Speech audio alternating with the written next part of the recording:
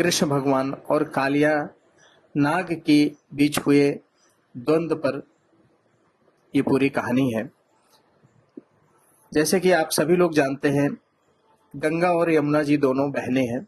यमुना जी बड़ी बहन है और गंगा जी छोटी बहन है। यमुना जी में एक बहुत गहरा कुंड था, उसमें कालिया नाग रहता था।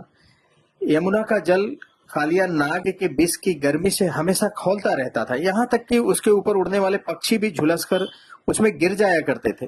जो भी मनुष्य या पशु वहां का जल पीते तुरंत मर जाते थे। भगवान का अवतार तो दुष्टों के संहार के लिए ही होता है। भगवान श्री कृष्ण ने देखा कि कालिया नाग के विषय का वेग बड़ा ही भयंकर है और उसके कारण यमुना जी अत्यंत दूषित हो गई हैं। मुझे इस सर्प के भय से ब्रजवासियों और यमुना जी को मुक्ति दिलानी है। यह सोचकर श्री कृष्ण भगवान एक ऊंचे कदम्ब के वृक्ष पर चढ़ गए और वहां से उस विषैले जल में कूद पड़े। जब कालिया नाग ने देखा कि कोई मेरे निवास स्थान में घुस आया है, तो वह चिढ़कर सामने आ गया। उसने देखा कि उसके सामने एक सांवला सलोना मनमोहक सा बालक है। उसके वक्ष स्थल पर श्री वत्स का चिन्ह है। वह विषैले जल में बिना भयभीत हुए आनंद से खेल रहा है। इसमें कालिया नाग का क्रोध बढ़ गया। उसने श्री कृष्ण के शरीर को अपने बंधन में जकड़ लिया।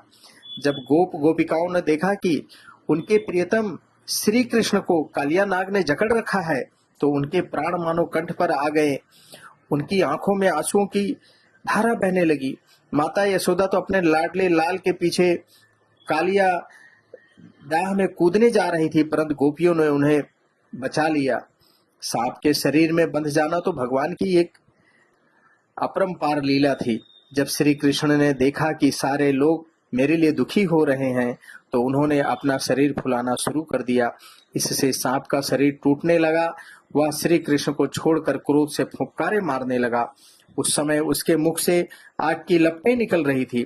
भगवान श्री कृष्ण उसके साथ खेलते हुए पैतरा बदलने लगे।